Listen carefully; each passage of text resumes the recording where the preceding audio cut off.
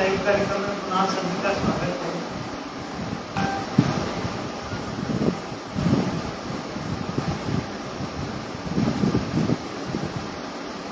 आप सब जानते हैं कि न्याय धर्म सभा जो कि एक राजनीतिक दल और वह न्याय धर्मी राजनीति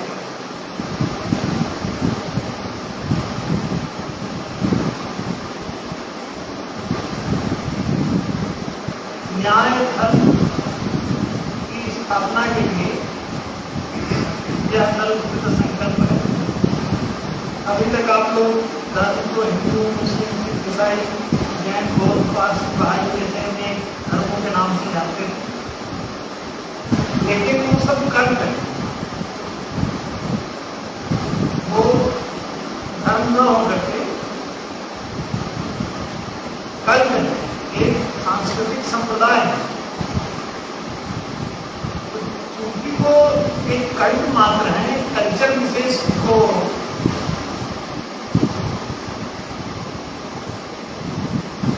अपना करके और उस पर अमल करते हुए अपना जीवन यापन करते हैं।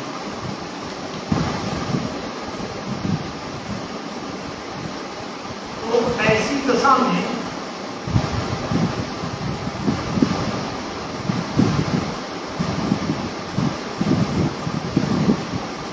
कोई भी कल्ट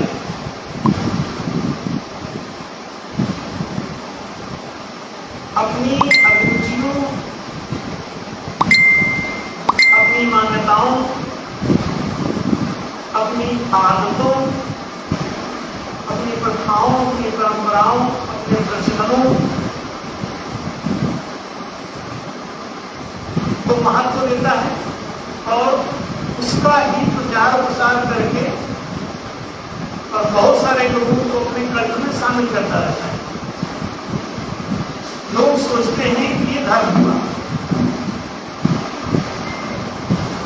जबकि धर्म का इससे वास्तव में संबंध नहीं है, क्योंकि बहुत सी गलत बातें भी, गलत प्रथाएं, गलत परंपराएं, गलत मान्यताएं, गलत अभिरुचियां ये भी उस कल्ट में पाई जाती है। तो उन गलत बातों को धर्म की संज्ञा कैसे दी जा सकती है? इससे ये सिद्ध होता है कि कोई भी सांस्कृतिक संप्रदाय अथवा कोई कल्चरल कल्ट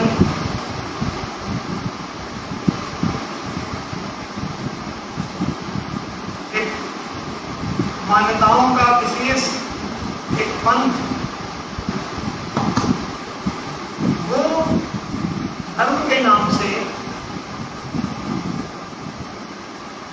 प्रचारित और प्रसारित करने से कोई लाभ नहीं होता। धर्म का संबंध सत्यात्मक बातों से होगा,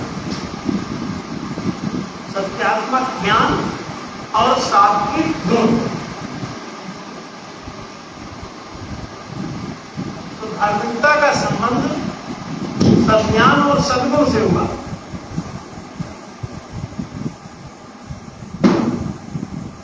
सज्ञान और सद्गुण जो कुछ कहें वैसा आचार व्यवहार आप अपनाइए, तब तो उसे धर्म की संज्ञा दी जा सकती है। अन्यथा धर्म कहोगे कैसे?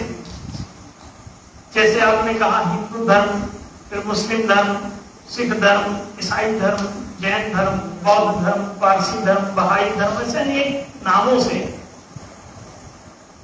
धर्म चल रहा है। अब धर्म तो वास्तव में किसी भी विषय में कोई सही बात एक ही होती है, तो इतने सारे कल्ट कैसे बन सकते हैं? कोई सज्ञान अथवा कोई सद्गुण एक ही प्रकार का होगा। वो सद्गुण है, सही गुण है, तो सही बात किसी भी विषय में ज्ञानात्मक अथवा गुणात्मक रूप से एक ही प्रकार की होगी।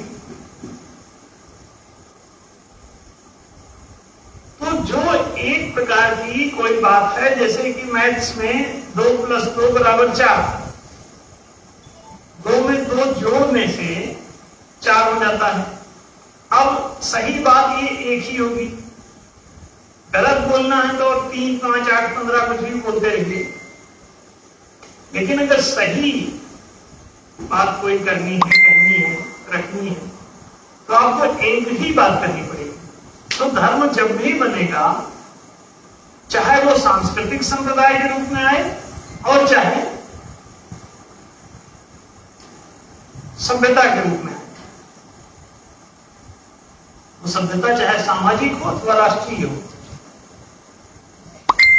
तो कोई भी सभ्यता अथवा संस्कृति जो सत्यात्मक मूल्यों पर आधारित होगी वही धर्म हो सकती है। जो सत्य पर आधारित नहीं है उसको धर्म न माना जा सकता है, न ही उसे अपनाया जा सकता है, न उसका प्रचार किया जा सकता है। लेकिन सारी बातें प्रचारित और प्रसारित दुनिया में हो रही हैं, गलत बातों का प्रचार भी उसमें बड़े आराम से चल रहा है। कई लोग गलत को ही सही की तरह मान के प्रचारित कर रहे हैं, वो सोचते हैं सही है, उस पर तर्क भी कोई नहीं करते हैं, कोई साइंटिफिक प्रूफ उसका नहीं रखते, माने चले जाते हैं। आप देखें सभी कल्ट में, जैसे कि कहीं कोई नशा पी रहा है उसके पक्ष में खड़ा है और कहीं कोई नशा के विरोध में भी खड़ा हुआ है, कोई मांसाहार कर रहा है और कोई उसके विरोध में भी खड़ा है। तो इसका मतलब जो कल्ट उस बात को सही मान रहा है और दूसरा उसे गलत मान रहा है, तो दोनों में कंट्राडिक्शन हो गया। अब इस बात का फैसला एक विज्ञान सम्मत कोई आधार होना चाहिए था, लेकिन कल्ट में अभी तक पूरी दुनिया में कोई निश्चय नहीं है कि कोई बात सही है तो कैसे सही है और कोई बात गलत है तो कैसे गलत है। कोई साइंटिफिक उसका रीजन नहीं है, और जब कोई साइंटिफिक रीजन नहीं है तो इसीलिए कल्ट के मामले में कहा गया कि आप लोग जब निराधार ही जीवन जी रहे हैं, आचरण कर रहे हैं, तो इसकी स्वतंत्रता कर दी जाएगी। जिसको जो खाना पीना जीना रहना, जैसा वस्त्र पहनना पहनो, जैसा खाना खाना वैसा खाओ। तो लोग इस बात से सहमत हो सकते हैं कि जो जैसा करना चाहे करे, लेकिन ये निजी मामलों में होगा। यदि कोई बात व्यावहारिक होने लगे तब तो सही और गलत का साइंटिफिक कोई आधार स्वीकार करना पड़ेगा। तो न्याय एक सत्यात्मक, दार्शनिक, सुवैज्ञानिक और स्पष्ट आधार है व्यवहारिक विषयों का। इसीलिए अनादिकाल से न्याय को सर्वोच्च मूल्य प्राप्त है और सर्वोच्च मान्यता प्राप्त है। किसी भी मानवीय सभ्यता में न्याय एक सर्वोच्च आदर्श के रूप में प्रतिष्ठित है, व्यवहार का मूल्य है। इस मूल आधार पर खड़ा हुआ व्यवहार मनुष्य को प्रिय होगा। तो निजी मामलों में स्वतंत्रता तो दी जा सकती है, लेकिन जहां पर व्यवहारिक विषय होते हैं तो वहां पर दो लोगों के हिताधिकार आपस में ना टकराएं, इसके लिए न्यायालय की शरण में जाना प्रारंभ हुआ और न्यायालय को एक सर्वोच्च मान्यता प्राप्त हो गई। न्याय धर्म सभा इसी उच्चतम मानवीय मूल्य को प्रतिष्ठित करने के लिए बनाई गई एक राजनीतिक दल के रूप में। ये सामने जो निजी आचरण के सांस्कृतिक मामलों की स्वतंत्रता को रखते हुए पारस्परिक व्यवहार के मामलों को नियम, नीति, निर्णय न्याय संगत बनाने की बात कर रही है। तो न्याय धर्म सभा का जो समादर्श है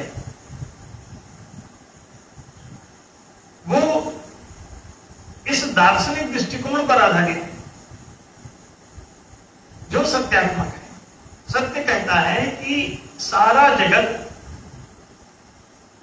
एक ही तत्व से बना हुआ है, तो सभी लोग समान रूप से हिताधिकारी हैं। अब इस आधार पर यदि निर्णय हो तो एक का जो अधिकार है वही उसी के समान दूसरे का अधिकार बनता है। यदि एक नागरिक को शिक्षा मिलती है तो दूसरे नागरिक को भी मिलनी चाहिए। यदि एक नागरिक को रोजगार मिलता है तो दूसरे नागरिक को भी मिलना चाहिए। यदि एक नागरिक को आवासीय सुविधा मिलती है तो दूसरे नागरिक को भी मिलनी चाहिए। यदि एक नागरिक को चिकित्सा, सुरक्षा, बीमा, बैंकिंग, पेंशन, आश्रय, पीएफ जैसी संरक्षण सेवाएं मिलती हैं तो दूसरे नागरिक को भी उसी के समान मिलनी चाहिए। ये कॉमन सेंस की बात हुई कि व्यवहारिक मामलों में समाधिकारिता ऐसी यदि हो तो ये न्याय का धर्म मान्य होगा, न्याय का समादर्श मान्य होगा। यदि आप मानवीय इस न्याय के मूल्य को स्वीकार नहीं करते हैं तो न्यायालय निरर्थक हो जाएगा, संविधान निरर्थक हो जाएगा, फिर विधायिका निरर्थक हो जाएगी, मंत्रिमंडल निरर्थक हो जाएगा, क्योंकि ये सब नेतृत्व करने के लिए, न्याय करने के लिए ही बैठे हुए हैं। न्यायालय यदि न्याय ही ना करे तो फिर न्यायालय कैसा? न्याय की सारी परिभाषा यही है कि समुचित हिताधिकारों का निर्णय ही न्याय है।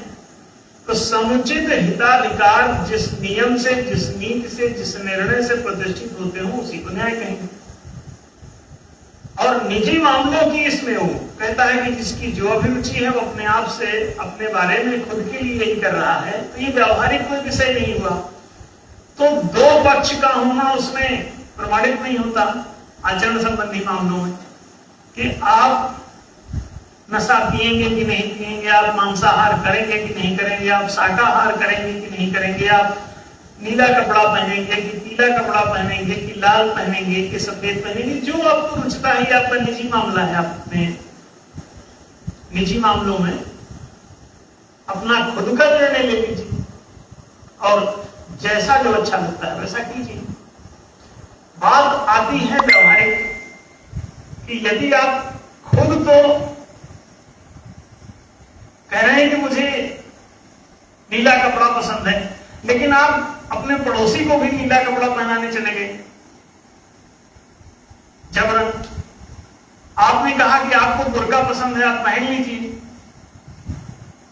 यहां तो आपका कल्ट ठीक है, लेकिन जब आपका कल्ट दूसरों को भी काफिर बता के कूटने लगे और जबरन बुर्का पहनाने लगे तो ये विचारणीय हो जाता है कि न्यायालय का विषय है। अब ये निजी मामलों से ऊपर चले गए। आप निजी तल पर आप क्या खाएंगे, क्या पिएंगे, क्या हंसेंगे, क्या गाएंगे, कैसा वेशभूषा धारण करेंगे, कैसा गहना पहनेंगे,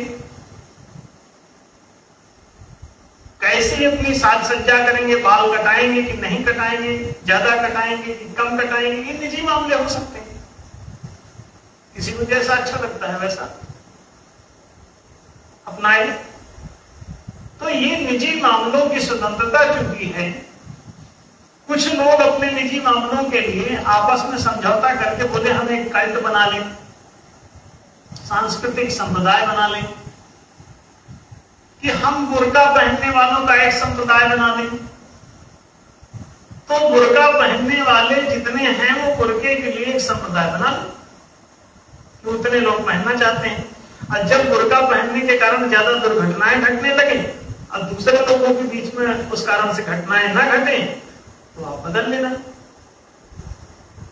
ना बदलना हो तो ज्यादा दुर्घटना पसंद है तो आप उसी को करते रहिए। जो चीज ज्यादा सहूलियत वाली होगी वो आगे सर्वाइव करेगी और वो सांस्कृतिक संप्रदाय जिंदा रहेगा। और जिस मान्यता से आपके निजी जीवन में अथवा आपके सांप्रदायिक जीवन में विघटन आने लगे, बर्बादी आने लगे, विनाश आने लगे, जोखिम बढ़ने लगे, हानियां होने लगे, क्षतियां होने लगे, परेशानियां बढ़ने लगे, लड़ाइयां बढ़ने लगे, युद्ध बढ़ने लगे, तो क्या करोगे? What to do? अपने आप उससे भागे, किसी को कहने की जरूरत नहीं। यदि बुर्का पहनने वाले अधिक बड़े साहित्यकार बने, अधिक बड़े साइंटिस्ट बने, अधिक बड़े उन्नत कोई इंजीनियर डॉक्टर बनने लग जाए तो बुर्का ही बुर्का पहनो भाई, सारे मर्द और औरत सब पहनो। और खुद ही दौड़ दौड़ के पहनोगे कि बुर्का पहनने मात्र से ही कोई आईएएस में टॉप कर जाता है। पढ़ता भी नहीं है, मात्र बुर्का पहना और आईएएस टॉप। तो आप पढ़ाई लिखाई छोड़ के बुर्का पहनना पसंद करेंगे ऑटोमेटिकली। अब बुर्का पहनने के कारण पढ़ने के बाद भी फेल हो गए तो बोले कि ठीक नहीं, पढ़ाई में शायद मदद नहीं कर रहा है, तो अपने आप बुर्का उतरने लगेगा। तो ये कोई कहने की बात नहीं है, मनुष्य की अभिरुचि जो भी होगी उसका एक कल्ट बन जाएगा। लेकिन व्यावहारिक मामलों में ये बात नहीं चलेगी कि आप बुर्का पहनेंगे, दूसरे को भी पहनाएंगे, ना पहनने वाले को कूट डालेंगे। अब यहां पर दिक्कत है, अब ये मामला जाएगा न्यायालय, क्योंकि अब इसमें एक पक्ष नहीं है, अब इसमें दो पक्ष हो गए। तो दो पक्षों के बीच में पारस्परिक मामले व्यवहार के होते हैं। निजी मामले सब आचारिक होते हैं, चारित्रिक होते हैं, और पारस्परिक जितने भी मामले हैं जिसमें एक से अधिक पक्षकार शामिल, तो वो दोनों के बीच व्यवहार का विषय हो जाता है, संबंधों का विषय हो जाता है। तो उनके बीच में हिताधिकारों में कोई एक दूसरे के हितों पर अतिक्रमण या आक्रमण ना करे। आक्रमण और अतिक्रमण दूसरे के हितों पर यदि होने लगे तो वो कहां जाएगा? जो कुट रहा है इसमें पीड़ित पक्षकार कहां जाएगा? जाहिर है कि उसको न्यायालय की जरूरत पड़ेगी, और न्यायालय दोनों पक्षों को आमंत्रित करेगा और कहेगा कि हाँ ठीक है, आप अपना अपना पक्ष रखिए कि आपको क्या हानि हुई, दूसरे पक्ष ने ही हानि पहुंचाई है इसका प्रमाण दीजिए, और यदि ऐसा हुआ है तो आपके हानि की भरपाई करना कोर्ट का जिम्मा है। तो कोर्ट इस जिम्मेदारी को निभाने के लिए ही बनाया गया। पूरी दुनिया में जो मानव सभ्यता में कोर्ट आया, न्यायालय आया, न्याय का मंदिर आया, तो वो आपके दूसरे मंदिर, मस्जिद, चर्च, गुरुद्वारे से भिन्न था। वो सांस्कृतिक थे। मंदिर, मस्जिद, गुरुद्वारे, चर्च जो हैं वो क्या है? सांस्कृतिक है, वो सभ्यता की नहीं है। संस्कृति में आप कौन सा उत्सव मनाएंगे, कौन सी उपासना करेंगे, खुदा को पूजेंगे कि अल्लाह को पूजेंगे कि अपने नबी को पूज डालेंगे कि नबी को नहीं पूजेंगे, उनकी मूर्ति बनाएंगे कि नहीं बनाएंगे, पूजेंगे कि नहीं पूजेंगे, बात मानेंगे कि नहीं मानेंगे, उनका मंदिर बना करके उनकी वहां उनके कथनानुसार जाके नमाज पढ़ेंगे कि नहीं पढ़ेंगे, ये आपके निजी मामले हैं, चारित्रिक मामले। तो मंदिर, मस्जिद, गुरुद्वारा, चर्च तो सब चारित्रिक मामले थे, आचरण संबंधी मामले थे, तो ये विवाद के विषय ही नहीं। विवाद का विषय पारस्परिक हिताधिकारों का था, तो उसमें तो विवाद आता चला गया। न्यायालय नष्ट हो गया, न्यायालय की भूमिका नष्ट हो गई, विधायिका नष्ट हो गई, वो विधान न्यायाधीश बनाना बंद कर दिया। फिर मंत्रिमंडल नष्ट हो गया, मंत्रियों ने मंत्रणाएं, नीतियां, परामर्श, सलाहें गलत देना और बनाना चालू। तो गलत नीतियों का फल क्या हुआ? चारों तरफ विघटन आ गई, बर्बादी आ गई, उसमें पीड़ित पक्षकार बढ़ने लगे, पीड़ितों की संख्या लगातार बढ़ने लगी। सबल वर्ग अबल वर्ग पर निरंतर अतिक्रमण और आक्रमण करने लगा। उनके हिताधिकार में उनकी सहमति के बिना ही घुसने लगा, उनकी जमीनें हथियाने लगा, उनके मकान हथियाने लगा, उनके रोजगार हथियाने लगा, उनके आर्थिक सभी हिताधिकार लूट लिए, उनके दूसरे सामाजिक हिताधिकार लूट लिए, उनके शैक्षिक हिताधिकार लूट लिए, सांस्कृतिक हिताधिकार लूट लिए, तो व्यवहार में सारी चीजें लूटती चली गई। आध्यात्मिक हिताधिकार भी लूट गया। तो आर्थिक, सांस्कारिक, सामाजिक और आध्यात्मिक, ये चारों चीजें आपकी लुट जाएंगी यदि न्याय ना हो, न्यायालय ना हो। न्यायालय हो तो न्याय संगत ना हो। तब क्या होगा? आप कहां जाएंगे अपने हिताधिकारों के लिए? अभी जितने लोगों को शिक्षा नहीं मिल रही है, वो दुनिया के किसी भी न्यायालय में चले जाएं और कहें कि हमारी शिक्षा हमको नहीं दी जा रही है, हमारे हिस्से की शिक्षा नहीं, यही तो माने होता हिस्सा। हिताधिकारी माने हिस्सा, हिस्सेदारी।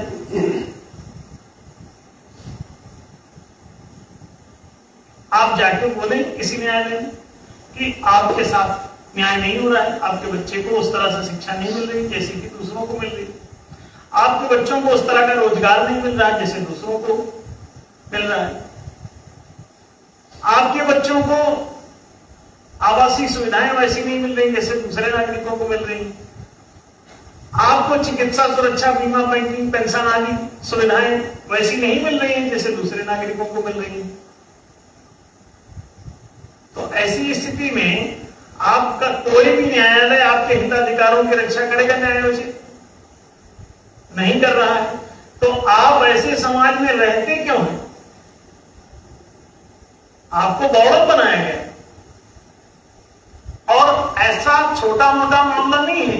99% लोगों के ये चारों हिताधिकार, आप जिस समाज जिस संप्रदाय में रहते हैं उसमें ये चार हिताधिकार होते हैं। उसी संप्रदाय में आर्थिक, सांस्कृतिक, सामाजिक, आध्यात्मिक, ये चारों हिताधिकार आपके लुट जाते हैं हर संप्रदाय में। राष्ट्रीय तल पर एक ही हिताधिकार लूटने बहुत सब कुछ लुट जाएगा, मताधिकार। इस शासन में जनता की सहमति का अधिकार ही मताधिकार है, उसी से लोकतंत्र स्थापित होता है। नहीं तो राजतंत्र, जो राजा बन जाएगा वही सब कुछ करेगा, तो इसे राजतंत्र कहते हैं। सारे नियम नीति निर्णय जब वो राजा ही बनाने लग जाए तो समझ जाना ये राजतंत्र है। अभी क्या हो रहा है ऑल ओवर द वर्ल्ड, जिन देशों में कहते हैं लोकतंत्र है, उनमें भी वो पदाधिकारी ही नियम नीति निर्णय कर रहा है। विधायक, मंत्री और जज ही नियम नीति निर्णय फाइनली बना के खुद ही पारित कर देते हैं। जनता की सहमति नहीं दी जा रही, ना नियमों में, ना नीतियों में, ना निर्णयों में। विधायिका, मंत्रिका, न्यायिका, तीनों के कार्यों में जन सहमति का समावेश नहीं है, तो ये आपका राजनीतिक न्याय भी नष्ट हो गया।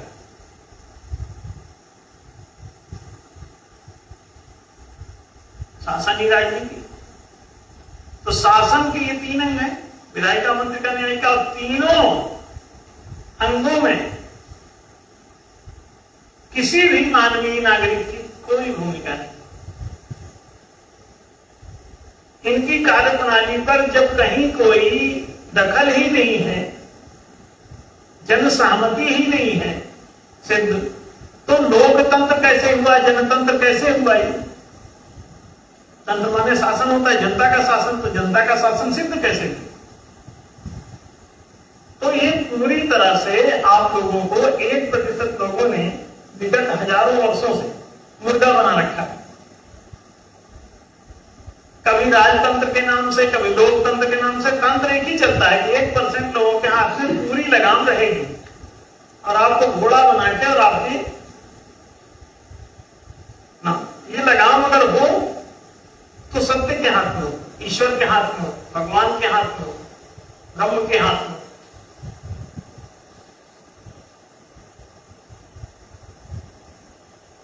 ये तो शत्रुओं के हाथ में लगाम चली गई।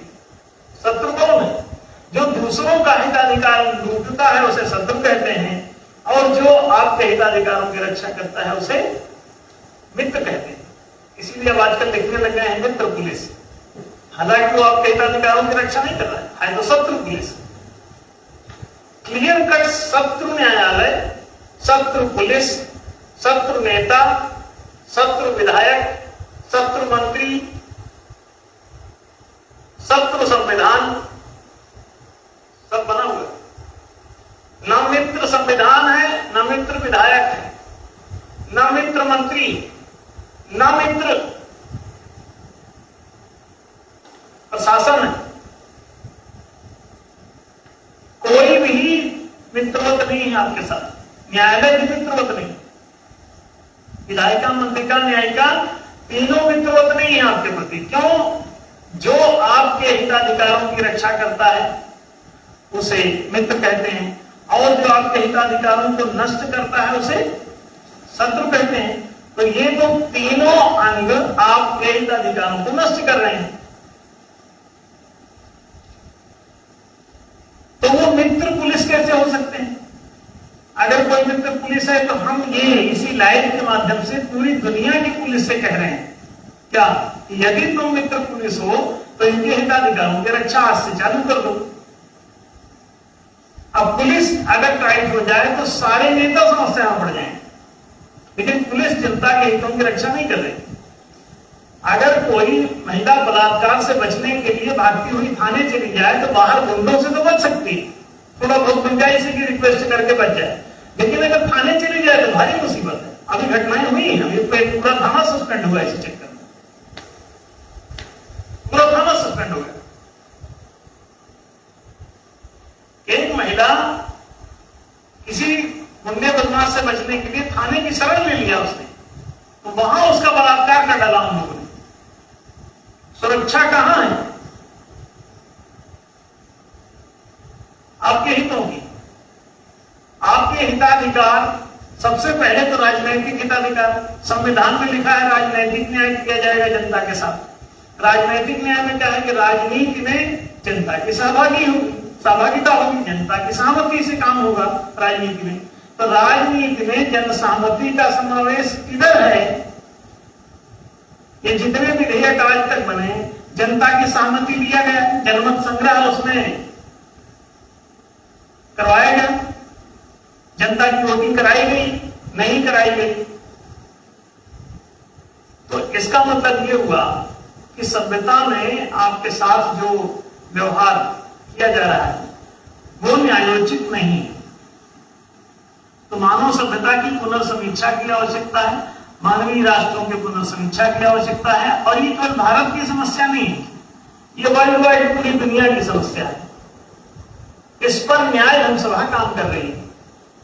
पूरी दुनिया में सबके हिताधिकार सुरक्षित रहने चाहिए, और जो लुटेरा है 1% जो आपको लूट रहा है, आपके हितों को नष्ट कर रहा है, उसको भी शिक्षा, रोजगार, सुविधा, संरक्षण भी मिलना चाहिए, और राजनैतिक अधिकार भी मिलने चाहिए कि द्वादश मताधिकार और द्वादश निषेधाधिकार भी उसे मिले, वो सबको ही मिलने चाहिए, ताकि सभी लोग अपने अपने हितों की रक्षा करें, तो किसी के हिताधिकार लुटेंगे नहीं। सबल का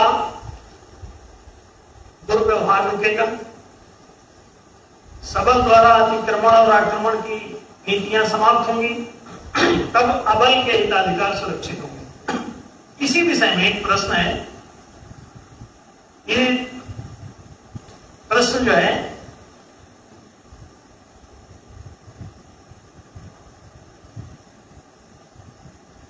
सम्यक जी का भी है, और यही प्रश्न जो है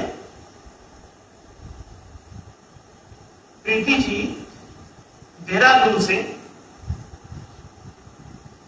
पूछ रही हैं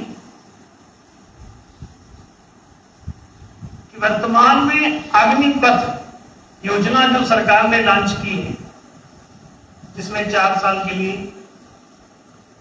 लोगों को भर्ती किया जाना ट्रेनिंग के लिए, और फिर उसके बाद रिटायर कर दिया जाना है ट्रेनिंग होने के बाद। तो ये जो अग्निपथ स्कीम में जो रोजगार दिया जाना है, इसका जिनको दिया जाना है वही विरोध कर रहे हैं। एक आदमी पर काफी खर्च भी आना है, इसके बावजूद विरोध कर रहे हैं। तो जिनको ये बेनिफिट दिया जा रहा है वही इसका विरोध कर रहे हैं। तो ये कैसी समस्या है और इसका समाधान क्या है, पूछा गया है। रोजगार की समस्या को लेकर समाज के युवाओं में आजकल आक्रोश दिख रहा है। यह मुद्दा शाश्वत भी है और समसामयिक भी। एनडीए द्वारा इस समस्या के हल के रूप में क्या प्रस्ताव दिया गया है, क्या इसके न्याय प्रस्ताव में क्या प्रावधान है, इस विषय ये प्रश्न है, दो लोगों का प्रश्न है। इसमें प्रीति जी और सम्यक जी ने ये प्रश्न पूछा है। आप सब जानते हैं कि ये समस्या वास्तव में गंभीर बनी हुई है। वर्तमान में काफी तोड़फोड़, उथल पुथल, कोई रेलवे स्टेशन फूक के दे रहा, कोई रेल फूक के दे रहा, बस अड्डा तोड़े दे रहे हैं, सब जगह बहुत तोड़फोड़ हुई, पत्थरबाजी चारों तरफ चल रही। तो ये विचारणीय विषय है कि आखिर ऐसा क्यों हो रहा है। सरकार ने अग्निपथ योजना के तहत एक अद्भुत रोजगार योजना निकाली। अद्भुत क्यों है आगे समझ जाएंगे। 4 साल ट्रेनिंग आर्मी की, देश के युवाओं को 17 से 21 के बीच में मुख्यतः ये प्रशिक्षण लोगों को मिलेगा। वैसे तो 6-7 साल वहां के बड़े पदाधिकारियों का कहना है कि 6-7 साल कम से कम ट्रेनिंग में लगे ही जाते हैं लोगों को, तब वो ट्रेन होकर ठीक से सैनिक वैनिक बन पाता है, क्योंकि इसमें बड़े बड़े ट्रेनिंग के कार्यक्रमों की जरूरत होती है। फिर भी सरकार ने इसे 4 साल में कंडेंस किया और कहा 4 साल में पूरा कर दिया जाएगा। अब ये ट्रेनिंग तो कोई रोजगार होता नहीं, तो इसलिए इसे रोजगार योजना कहना वाजिब नहीं लगता। रोजगार का तो मतलब है कि 25 साल की उम्र से 75 साल की उम्र तक प्रत्येक आदमी का वर्किंग पीरियड मान्य है सामान्यता, क्योंकि इतने में वो स्वस्थ रहता है। पहले तो 25 साल तक तो पढ़ाई लिखाई बचपना है उसको, तो तब रोजगार की बात नहीं है कोई। दूसरी बात, 25 से 75 के बीच में उसे कमाना खाना पड़ता है, अपना घर परिवार पालना पड़ता है, तो उस समय उसको रोजगार की जरूरत होगी, ये बात साफ है। तो पहली बात तो ये कि 17 से 21 का बवाल क्यों? अगर ये रोजगार है तो 17 से 21 में क्यों? रोजगार की सही आयु 25 साल से ही मानी जा सकती है। साइंटिफिक रीजन है इसके पीछे कि 25 साल तक मानव जीवन का विकास क्रम चलता है। इस पर शोध अनुसंधान हुए हैं काफी, और ये सर्टिफाइड भी है। तमाम इस पर चिंतकों ने विचार किया है, ऋषियों ने, पुरातन से पुरातन ऋषियों का भी चिंतन इसके अनुकूल है। और दूसरी बात, आजकल साइंटिफिक बहुत सारे लोग जो शिक्षाविद हैं, तमाम लोग हैं, वो इस बात को समझते हैं कि 25 साल तक विकास होता है मनुष्य में, मानवता का। तो मानवीय जो विकास क्रम है वो 25 साल तक इसको जरूरत है उसकी। फिर उसके बाद उसे रोजगार में, और प्राचीन सनातन धर्म में भी व्यवस्था इसीलिए दी गई थी कि 25 साल तक ब्रह्मचर्याश्रम विद्यार्थी जीवन होगा, विद्यारंभ संस्कार कराओ, 25 साल तक पढ़ाओ।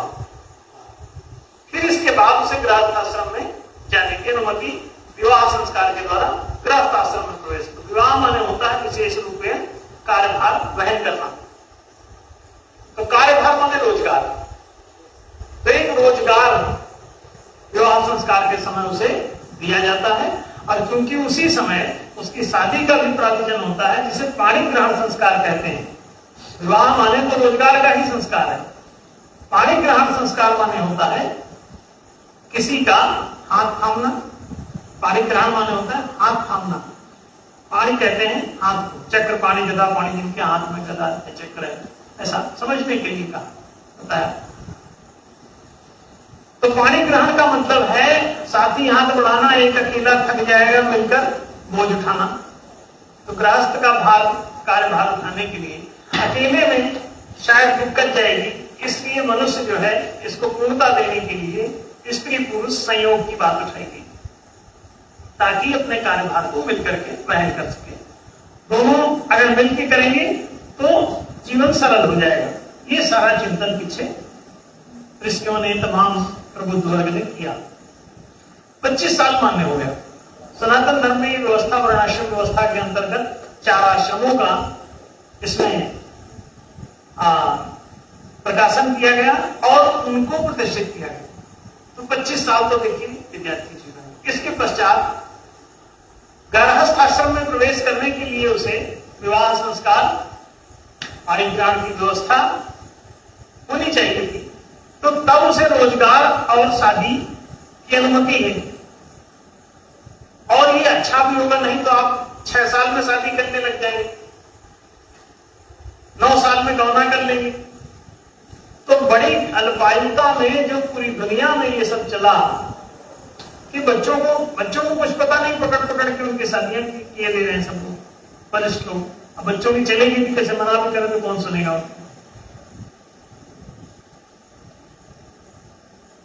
इतनी जीवन का उसका विकास क्रम चल रहा है, शिक्षा का जीवन है। अब उसका विवाह कर दोगे तो कार्यभार कहां से वहन करेगा। अपना आपको खुद की तो अंडरवियर संभल नहीं हुई, अब चले परिवार संभाल, क्या संभव है? नहीं है संभव। इसलिए हमेशा ध्यान रखें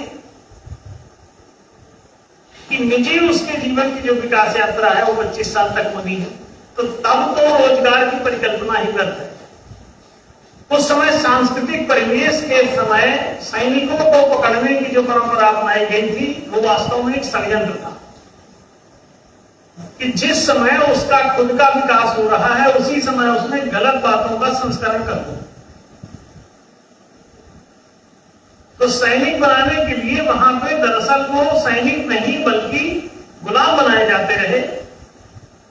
प्राचीन काल से लेके अभी तक ये परंपरा चली आ रही है काफी। जब से सतयुग टूटा है, सनातन धर्म नष्ट हुआ है, तब से ये गुलामी की परंपरा चली। तो गुलाम बनाने के लिए वो अर्ली एज में उनको पकड़ करके और सैनिक में भर्ती कर देते थे। बड़े होकर पकड़ो तो वो जो है मंगल पांडे बन जाता है, अब बंदूक चलाने लगता है, अनुशासन भंग कर देता है। आप बड़े किसी को लेके जाओ और सीधे वहां भर्ती कर दो, अनुशासन आप गलत होंगे तो मंगल नहीं करेगा, वो कहेगा हम तो बड़े हैं, हम सब समझते हैं। तो वहां ना समझ की अवस्था में ही पकड़ लेने का उन्होंने चक्रव्यूह रचा। तो सारे अभिमन्यु योद्धा फंस गए यंग एज। तो ये एक षड्यंत्र है एक्चुअली। आप इसे कदापि रोजगार का समय मत मानिए 25 से पहले। जिस सैनिक भी बनाना है तो 25 के बाद बनाओ। और रिटायर आप 4 साल में नहीं कर सकते किसी को, आपको 75 साल तक रखना पड़ेगा। रिटायरमेंट माने होता है संन्यास। जैसे सचिन ने संन्यास ले लिया, माने क्या बल्ला टांग दिया। संन्यास जो है वो इसी रोजगार से संन्यास, धंधे से संन्यास। देखें गावस्कर का संन्यास, सचिन का संन्यास। अभी तो वो लोग 30 साल के थे तो सन्यासी कैसे हो गए? नहीं, वो क्रिकेट से संन्यास लिया, जिंदगी से संन्यास लिया। कर्म अभी भी कुछ ना कुछ कर रहे होंगे, दूसरा कर रहे होंगे। खेलों में रिस्क ज्यादा है, गिर पड़ेंगे, चोट लग जाएगी, हड्डी टूट जाएगी, ज्यादा उम्र की फुर्ती नहीं रहती। इसलिए वो यही वाली बात खिलाड़ियों की तरह ही योद्धाओं के लिए होती है, सैनिकों के लिए होती है। तो वहां भी एक निश्चित एज के बाद, इसका मतलब जैसे ये लोग 40-45 तक वर्किंग करते हैं, दरअसल 25 से 50 तक फुर्ती अधिक होती है। तो 50 से पहले वैसे भी सैनिक रिटायर करने का कोई मतलब नहीं, पूरी फुर्ती रहती है 50 तक। 50 के बाद गिरावट आती है।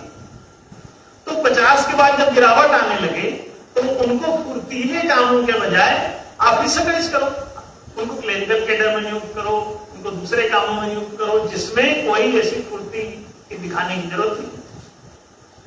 75 से पहले आप किसी को रिटायर नहीं कर सकते।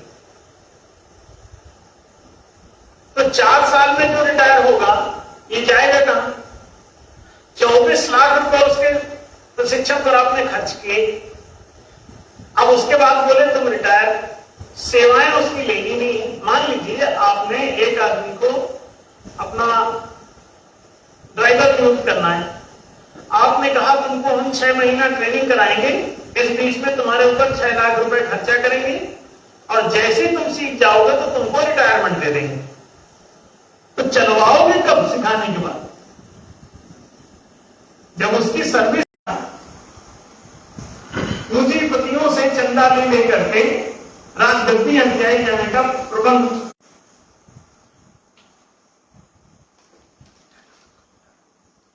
एक ही प्रकार की राजनीति, एक ही प्रकार की राजनीति, तो एक ही प्रकार की सब पार्टियां काम करेंगी। उनको भी जनता के हिताधिकारों से मतलब नहीं, उनको भी हिताधिकारों से मतलब नहीं।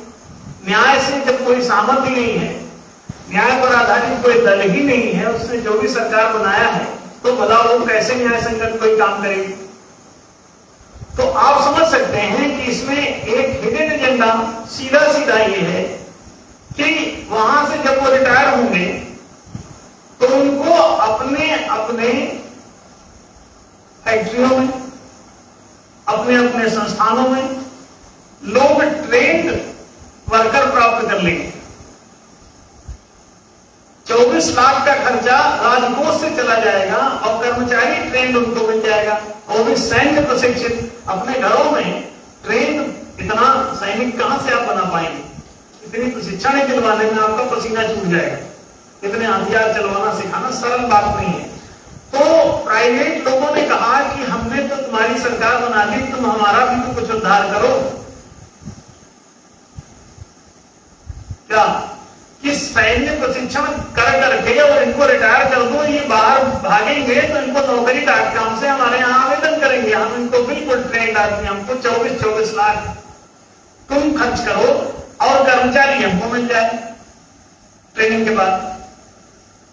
सरकार क्यों छोड़ेगी? ट्रेंड करके कोई सरकार क्यों छोड़ेगी? 4 साल तो शुद्ध ट्रेनिंग चल रही है, दरअसल 6 से 7 साल भी चलती है, लेकिन 4 साल में फुल फ्लैश कंडेंस करके बोले जल्दी रिटायर करो तो जल्दी उनको मिले।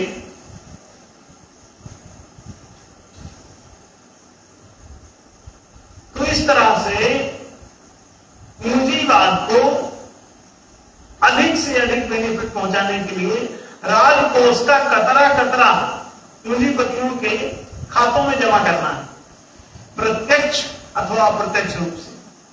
तो आपको आपके जेब में, जनता के जेब में 24 लाख रुपए गए ऐसा लगेगा, लेकिन किसकी जेब में गया? ये सारा 24 लाख से जो खर्च हुआ वो ट्रेंड उनको मिल गया फ्री में, इन्होंने फीस चुकाई और ट्रेंड होकर वहां प्राप्त, मुफ्त का नौकर। अब बताइए, आया कुछ समझ में? तो वो वेल प्लान है।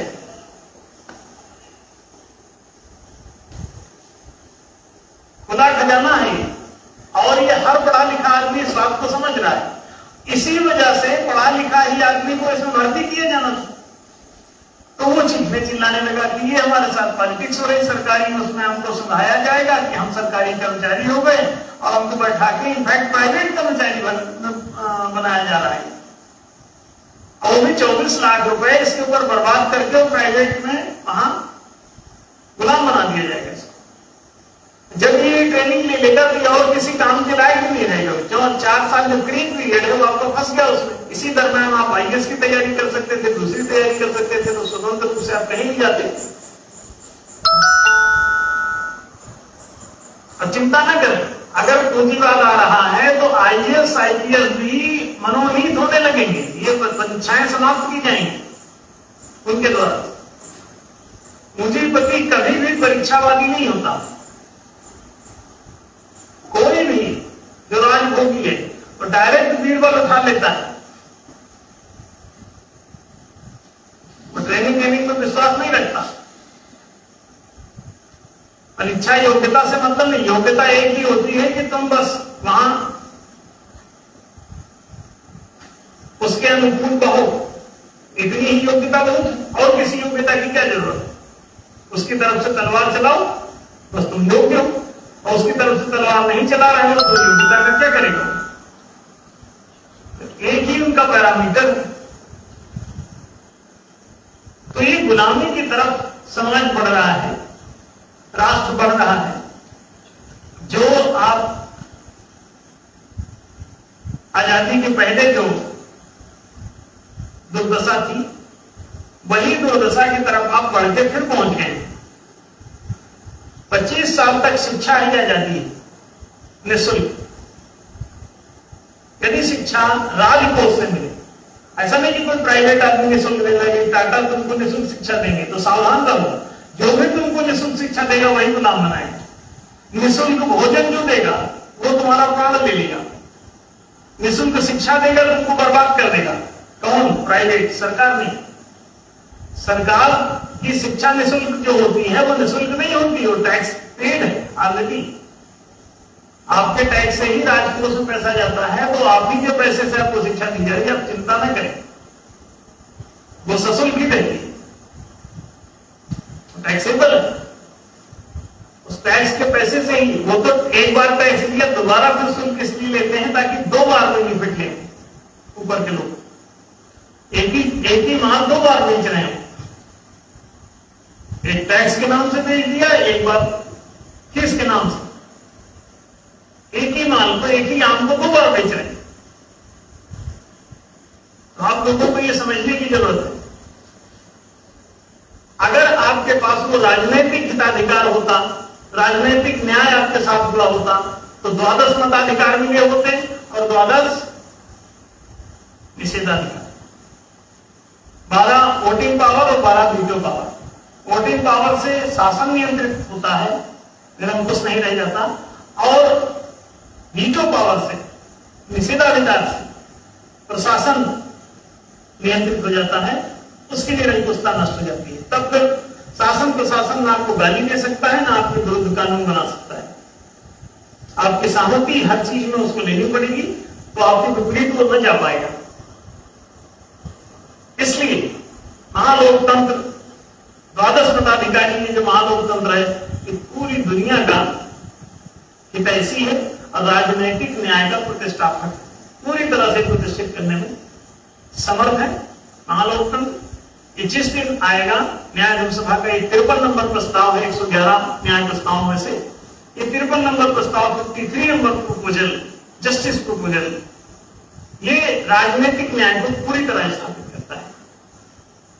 तब आपके ऐसी जो अग्निपथ टाइप की योजनाएं हैं रोजगार की, ये नौकरी.com में खड़ा करने की योजना है। दरअसल नौकर बनूं किसके? सेठों के। तो धीरे धीरे आपकी सारी योजना उधर जा रही है। और आप लोग चूंकि दुनिया में कम शिक्षित हैं, अधिकांश नागरिक शिक्षित नहीं है, तो वो समझ नहीं पाता, उसको 5 किलो राशन दो, उसको मुर्गा बना लो,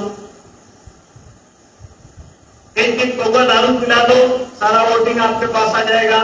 उसको मुसलमानों से डराओ, वोटिंग आ जाएगा। उसको जो है सांप्रदायिकता से डराओ, कांग्रेस सांप्रदायिकता से डराती रहती है। सांप्रदायिक शक्तियों को हराना है, इसलिए कांग्रेस को जिताना है। भाजपा सांप्रदायिक शक्तियों को बढ़ाना है, इसलिए इन धर्मनिरपेक्षों को हराना है। ना वो न्याय की बात कर रहा, ना वो न्याय की बात कर रहा। देखो आम आदमी पार्टी बोले हम ईमानदार पार्टी, न्यायशील पार्टी नहीं बना, ईमानदार पार्टी। ईमानदारी में क्या करोगे?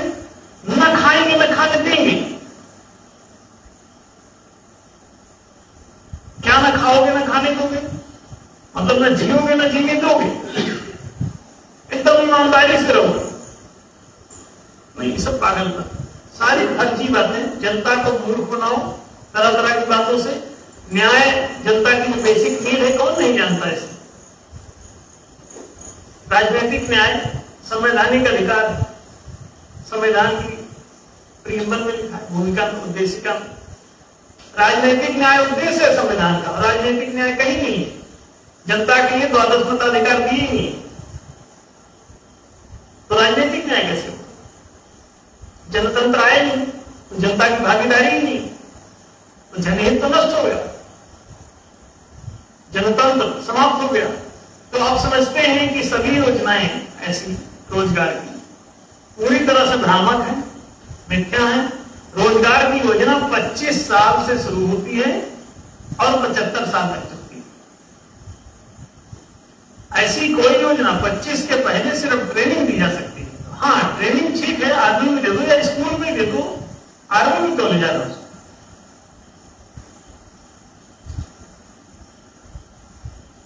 एक ट्रेनिंग स्कूल बना दो, वहां जो भी ट्रेनिंग देनी है वहां एक आध तो रख दो, बंदूक सब चलाना सिखा देंगे मास्टर लोग। कोई जरूरी है कि वहां कदम ताले इतना लंबा कराया जाए? और सबको 24 लाख रुपए के खर्चे की क्या जरूरत है? तो बिना खर्चे के ट्रेनिंग हो जाएगी स्कूल। अब बताइए, एनसीसी पहले से बनी हुई इसी ट्रेनिंग के लिए, नेशनल कैडेट को, तो आप उसी में ट्रेनिंग क्यों नहीं देते? ये 24 लाख रुपए जनता के पीछे क्यों फूक रहे हो? निरर्थक पैसे की बर्बादी। 24 लाख रुपए जनता को हमने कहा एम्प्लॉयमेंट फंड में डाल दो और उनको अधिकार दे दो कि 24 लाख रुपए में से तुम जो भी 4 लाख जितना 24 पूरे निकालना चाहो निकाल लो, एक सिक्योरिटी कोई पेपर लगाओ, निकाल लो, कोई ब्याज नहीं लगेगा, कुछ नहीं लगेगा। तो वो वाला फंड एम्प्लॉयमेंट फंड बना, इसी पैसे से 24 लाख रुपए सबके ऊपर ट्रेनिंग लगातार चलेगी। कितना पैसा बर्बाद होगा आप सोच लीजिए। राजकोष को उठा के बार बार अंधा बांटे रेवड़ी, खुद से खुद को दे, वो कर्मचारी अपने यहां लगाना है। रिटायर हुआ वहां से, ट्रेंड है, अब आप लगा दो फ्री में, और लगाने के बाद ट्रेनिंग देना पड़ेगा तो बड़ा लंबा खर्च उठाना पड़ेगा। आप हर कंपनी कर्मचारी भर्ती करती है, ट्रेनिंग कार्य चला रही है। हम खुद अपने डिपार्टमेंट में ट्रेनिंग कार्य में 3 साल पोस्टेड रहे, तो हर कंपनी कर्मचारियों को लाके ट्रेनिंग देती है और ट्रेनिंग कॉलेज खोल रखा है उन लोगों ने अपने अंदर ट्रेनिंग सेंटर चल रहे हैं हर कंपनी। बिना ट्रेनिंग के हो बिना लाखों रुपए खर्च, करोड़ों रुपए व्यय होता है उस पर कंपनियों का। तो कोई दूसरा ट्रेनिंग करके और देते मुफ्त में, तो किसकी लॉटरी तो लॉटरी लग गई। उनको सिक्योरिटी गार्ड मिल जाएंगे मुफ्त के, और सिक्योरिटी गार्ड को देंगे कितना? किसी को 4,000, किसी को 5,000। अब तुम गिनाओ ना, इसलिए तुमको 24 लाख पहले खर्च कर रहे हैं तुम्हारे ऊपर ताकि ट्रेनिंग ले लो। क्योंकि राजकोष का पैसा ही बर्बाद होना है तो तुम्हें ठीक ही कोई बात नहीं, लेकिन उनके आकाओं का तो ये काम चल जाएगा। तो आकाओं के लिए ये डाका चल रहा है, उधर आका होगा प्रसन्न, इसलिए डाका कार्यक्रम। राजकोष लूटने के अतिरिक्त पूरी राजनीति का कोई उद्देश्य नहीं। और ऐसा नहीं कि अभी से, पहले भी राजा लोग जो आक्रमण करते थे तो राजकोष ही लूटने के लिए करते थे। डाकुओं की गिरोह राजाओं को मार के कब्जा कर लेते थे और अपने को राजा घोषित कर देते थे रातों रात। राजकोष पूरा क्या लेते थे? पहले से जो गौरी गजनी कितने कबाड़ खाने आए, सबने इतना लूटा, तो क्या वो कोई राजा थे?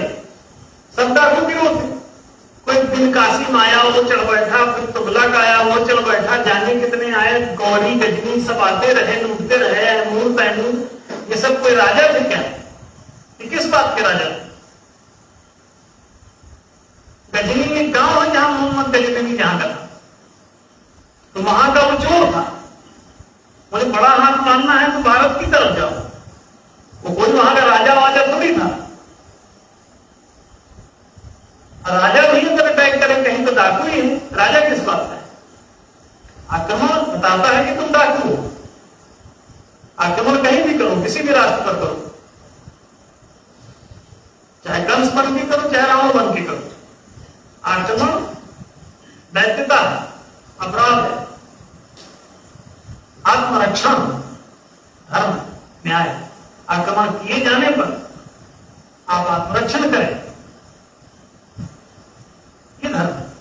न्याय है। लेकिन आक्रमण करें किसी पर, यह अन्याय है, अपराध, धोखा है। तो आप इसे समझ लें कि लूट का जो कार्यक्रम है, राजकोष की लूट है, लूट सके सो लूट, अनंत काल पछताएगा प्राण जाएंगे छूट। तो लूटो डट के, हजारों साल से लूट रहे हो, कब तक लूटोगे? जनहित लूट रहे हो, वो जनता का पैसा। चाणक्य ने जब घनानंद के भ्रष्टाचार को उजागर किया, लूट को उजागर किया, तो पूरा राजकोष लूट के कहीं और पहुंचा रहा, उसको घसीट के लाया, पूरे प्रजाओं के बीच में गलियों में बिखरा दिया, सड़कों पर।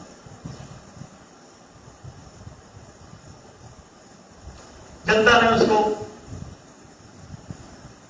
बटोर दिया, कहा ये जनता का पैसा है, लुटेरे लूट रहे हैं इसे, जनता के पीछे बिठा दो, जनता को वापस दे दो। उसी में चाणक्य के पिता की हत्या हुई, उनको फांसी में टांग दिया गया। लुटेरा उनको, लुटेरे का पर्दाफाश किया तो लुटेरे ने फांसी पे टांग दिया। जनता नहीं समझ पाई। कायदे से तो यह था कि जनता टूट पड़नी चाहिए थी, किस पर? उस राजा पर। लेकिन बेचारे अब इतने सुभाष गांधी कहां से लाओ जो समझते हो, और सरकार से कहें कि सरकारों भारत छोड़ो, सरकारों कुर्सी छोड़ो, और न्यायशील व्यक्तियों को वहां बैठाओ, न्याय की पहले से ही परिभाषा घोषित कर दो, न्यायशील जनाधिकार घोषित कर दो, न्यायशील हिताधिकार घोषित कर दो, राजनीतिक न्याय, आर्थिक न्याय, सांस्कारिक न्याय, सामाजिक न्याय, आध्यात्मिक न्याय, राजनीतिक न्याय घोषित करो पहले। अब फिर इस न्याय की स्थापना करना ही सरकार का उद्देश्य घोषित करो, जो उसको स्थापित करे उसे ही वहां प्रतिष्ठित करो, बाकी को क्यों बैठाए? लेकिन जनता की शिक्षित न होने का वो लोग फायदा उठाते हैं और जनता को तरह तरह से बेवकूफ बना के ठगते रहते हैं। इसलिए आप लोग सावधान रहें, इस तरह की तमाम स्कीमें आती जाती रहेंगी, आपको बेवकूफ बनाया जाता रहेगा, आप लोग सावधान रहें। और 75 वर्ष का रोजगार की बात करें, 75 वर्ष की आयु तक 74 में भी आपको आवेदन करने का अधिकार हो। 74 साल लोग तब भी 1 साल बाकी लोग करिए आवेदन। 6 महीना भी बाकी है तो आवेदन, 1 महीना भी बाकी है तो 1 महीना के लिए भी आवेदन कर सकते। कोई ओवर एज नहीं 75 साल तक। ये तो किसी को 25 में ओवर एज कर देते, किसी को 28 में, किसी को 30 में, किसी को 35 में, किसी को 40 में, तो ओवर एज हो गया, अब आवेदन नहीं कर सकते। ओवर एज कैसे हो गया?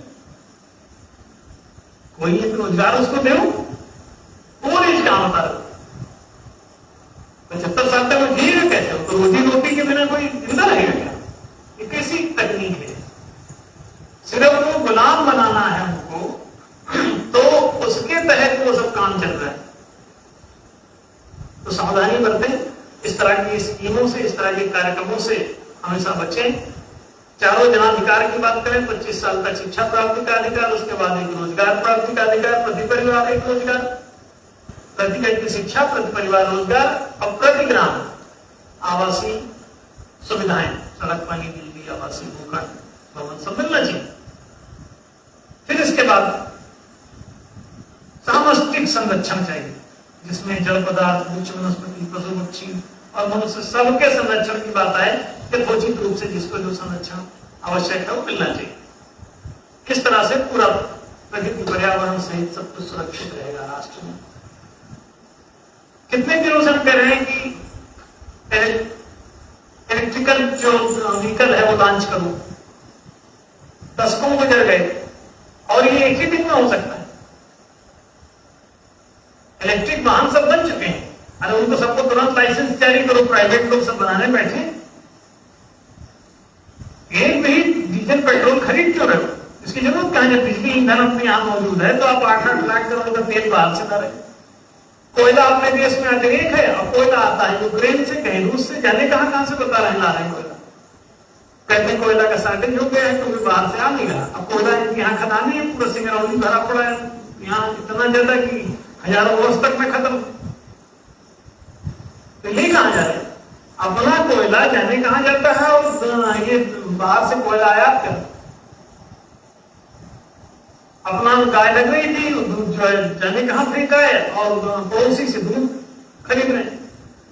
और वो पड़ोसी से नहीं, पड़ोसी के पड़ोसी के पड़ोसी के पड़ोसी से जाके खरीद रहे हैं, बहुत लंबे दूर से जाके जहाजों से ला रहे हैं। मतलब जितने का ढोल नहीं उतने का मजीरा, जितने का कोयला नहीं उतने का किराया। ऐसी कीर्तन होगी कितने महीने मजीरे से, वैसा ढोल मजीरा दोनों में का। इसलिए कीर्तन सही नहीं करो, संगीत अच्छा बजाओ, कर्णप्रिय हो, सुंदर हो। तो ये आप समझ रहे होंगे कि ये सब भ्रामक बातें हैं, ऐसी योजनाएं। और समय के साथ जब न्यायशील सरकार कभी बनेगी, एनडीए सत्ता में आए तो बन जाए, या उन्हीं लोगों की सरकार न्यायशील हो जाए। हम लोग तो ये नहीं कहते कि हमारी सरकार बने, एनडीए की सरकार बने, जरूरी नहीं है। वही लोग न्याय के प्रस्ताव स्वीकार कर लें और न्यायशील हो जाए, कौन मना कर रहा है? हमारा पूरा समर्थन उन्हीं पार्टियों को, यदि वो न्याय के प्रस्तावों पे काम करती है। चारों जना निकाल देते, 12 मताधिकार देते, और क्या चाहिए? करेंसी को डिजिटल कर दें, रेपो रेट को समाप्त कर दें। हमने दिया हुआ ऐसा प्रस्ताव। डिजिटल वोटिंग सिस्टम लागू कर दें बिना खर्चे का। मॉनेटरी लिक्विडाइजेशन सिस्टम लागू कर दें, संतुलित मौद्रिक तालिका अपना लें। सारे जगत की सारी गरीबी खत्म, सारी समस्या खत्म, विनियोग की भीख खत्म, ऋण की लीला खत्म, सब पूर्ण भराई सदातब कानून, नहीं एक संगत पंचानन, नहीं दलित को दुखी न दीना, नहीं को वो न अच्छा नहीं ना, सब सुंदर सदृढ़ शरीर, बहुत अच्छा हो जाएगा। अब न्याय को स्वीकार करो, सारी समस्या खत्म हो जाएगी। तो न्याय धर्म का प्रचार की आवश्यकता है, इसे प्रतिष्ठा की जाने की आवश्यकता है। न्याय धर्म सभा इसके लिए काम कर रही है। आप सबने इतने प्रेम पूर्वक सुना, और हर रविवार को रात्रि 8 से 9 के बीच में ये कार्यक्रम संचालित किया जाता है। सभी लोग ऑनलाइन होकर इसे शेयर किया करें, ज्यादा से ज्यादा लोगों तक पहुंचाएं, ताकि न्याय की बातें दूर दूर तक जितनी जल्दी जा सके, ग्राम ग्राम तक पहुंच सके, उतनी जल्दी इस दुनिया में न्याय, इस देश में न्याय लाया जा सकता है। सभी को